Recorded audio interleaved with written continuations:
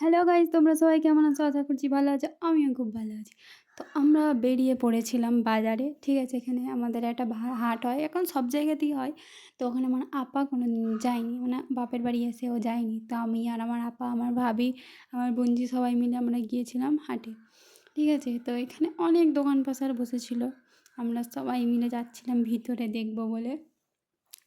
তো আমার ভাবি হাঁটছিল আগে, আমার আপা, আমি লাস্টের বেলায় হাঁটতে হাঁটতে যাচ্ছিলাম, যেহেতু আমি ভিডিও করবো বলে। এখানে একটা ছিল জুতোর দোকান। তো যেহেতু আমরা বাথরুমে গেলে খালি পায়ে ঢুকি না, আমার আপা তার জন্য চপ্পল নেবে এখান থেকে। তো সস্তায় 50 টাকার চপ্পল বাথরুমে দেওয়ার জন্য ঠিকই আছে। হুম। তো আমাকে দেখতে কি একটু কেমন কেমন লাগছে, ও যাই হোক। এই যে আমার আপা দুটো চপ্পল নিয়ে নিয়েছে। ঠিক আছে? তো এখানে সবজি কাটাবে বলে গামলা নিয়েছে। আর এখানে চিড়ে, হ্যাড্ডা ব্যাড্ডা অনেক কিছু বিক্রি হচ্ছিলো।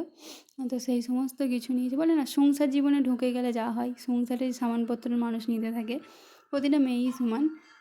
তো এখানে সব কিছু আমাদের কেনাকাটা হয়ে গেছিলো। তারপর আমরা খেয়েছি ঘুগনি, আইসক্রিম।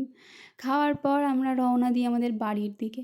আর রাস্তায় বেরোলে ঘুগনি যদি আমি দেখি, আমি কি যত দুনিয়ার ভালো ভালো খাবার থাকতো আমি দেখি, আমি 10 টাকার ঘুগনি আমার ফেভারেট।